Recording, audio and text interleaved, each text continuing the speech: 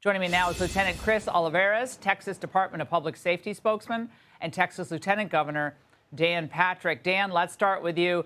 It was a powerful contrast today. Brownsville, Texas, where there have been just a couple dozen border crossers, illegals in the past month, versus where Trump was in Eagle Pass, with our several hundred every week. And there had previously been thousands before Texas did what Texas did.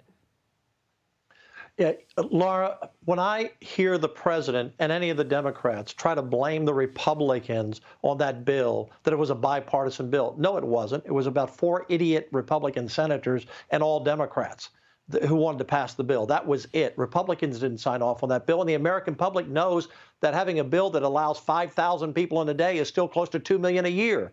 This is a joke. And look, Laura, you have Republicans who watch, you have independents, and you have Democrats that watch. I'm telling you all, folks, you better pick a side, or you're going to lose this country. And that next person that's killed by a drunk driver who is here illegally, the next person that's murdered, could be your wife, your husband, your child. This is going on all over the country. You better pick a side. You're either for a secure border and for this country, or you're not. Forget your labels of being an independent or Democrat or a moderate Republican. If Donald Trump does not win in November, and I believe he's going to handily, but if he does not, this country, Laura, will be lost. We lose the country. Yeah. A few years ago, Chris, the Biden administration was bragging about their record on the border. Watch. I'd like to understand from you what Trump-era immigration policies have been banned, ended, reversed, and if any investigations are underway by you. So we have rescinded so many Trump immigration policies, it would take so much time to list them.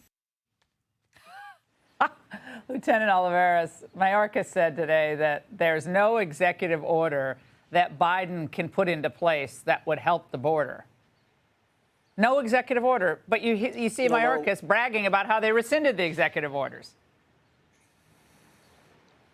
Right. So, you know, there for a fact, that's a blatant lie. I mean, they're lying to the American people. They have caused this border situation for the last 3 years that we have been dealing with in the state of Texas. And you see all the criminal activity that's taken place, of course, with Laken Riley, just that tragedy that took place at the hands of an illegal immigrant that should have not been in the country in the first place. And then you look at the fentanyl crisis, the thousands of Americans that have lost their lives every single year because of fentanyl poisoning, and yet they still refuse to acknowledge the fact that we have a border crisis. And they continue to gaslight the situation. They continue to gaslight to the American people. And it's the state of Texas that's been stepping up for the last 3 years because of our leadership. Governor Abbott, the lieutenant governor, our legislators, giving us the equipment, the funding, all the support that we need to do our job efficiently. And I think it's been a testament to what we have done in Texas. You look at Brownsville, you look at Eagle Pass. Those are areas that we have secured because of our efforts through the military and through our state troopers. So state of Texas is leading the way as far as securing the border. That is something the federal government refuses to do. I have never been more proud of Texas than I am now, because first sending those migrants to liberal enclaves, that was brilliant. And now taking the border seriously and doing the work that Joe Biden won't do. By the way, Dan, Biden spoke today about the asylum process. Watch this. For those arriving at our border today, the process to get a decision on an asylum claim takes 5 to 7 years. Now, you all know it down here, but the people around the country don't understand it. It's far too long.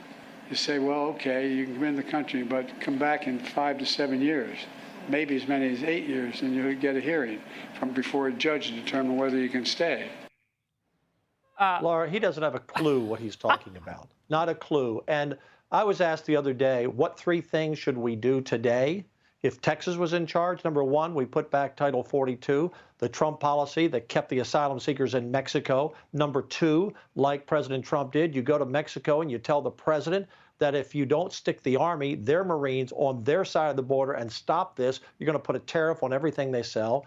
And third, you take our great Border Patrol men and women and instead of treating them like hotel clerks, ushering people in the door, You let them do their job of law enforcement. And we have a bill, Senate Bill 4. It was pushed back in court yesterday locally. We'll win in the Fifth Circuit. It will go to the Supreme Court, and it will allow Texas, Laura, Texas, to defend our own border. And we will hire every one of these Border Patrol agents who want to come to work for us. We've got the money. They'll come to work for us. We'll tell Joe Biden and the federal government to get the hell out of the way, and we'll secure the border for America, because we must stop this. People are dying every day at the hands of Joe Biden's policies. Just think of what you have to spend that you shouldn't have to spend because of this. And by the way, We shouldn't. the White House released a statement today giving a new nickname for illegal aliens. Okay.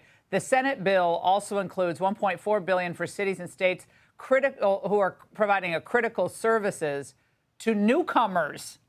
Okay, newcomers. So now they've gone from illegal aliens to undocumented immigrants to undocumented citizens to undocumented Democrats. Now they're just newcomers. Lieutenant Olivarez, take it away. Laura, that's disgraceful. We don't need new laws. There's already laws on the books. We know that for a fact. We know that the federal government can enact those policies that were effective, and they can secure the border. We know that was working prior to 2021. We've seen that, and we've seen what we've been able to do in Texas. So the federal government has the ability. They can take executive action and close the border and secure it and prevent tragic crimes that are taking place across the country at the hands of illegal immigrants. But they refuse to do that. They continue to play politics. But of course, again, as the Lieutenant Governor mentioned, the state of Texas, we're going to continue stepping up, and we're not going to back down because we have the leadership that's willing to take on the federal government. Well, as I said in the Angle, their policy is to maintain an open border. That is their policy, and every voter out there has to understand that. Lieutenant Olivarez, Mr. Lieutenant Governor, thank you so much. Hey, Sean Hannity here. Hey, click here to subscribe to Fox News YouTube page and catch our hottest interviews and most compelling analysis. You will not get it anywhere else.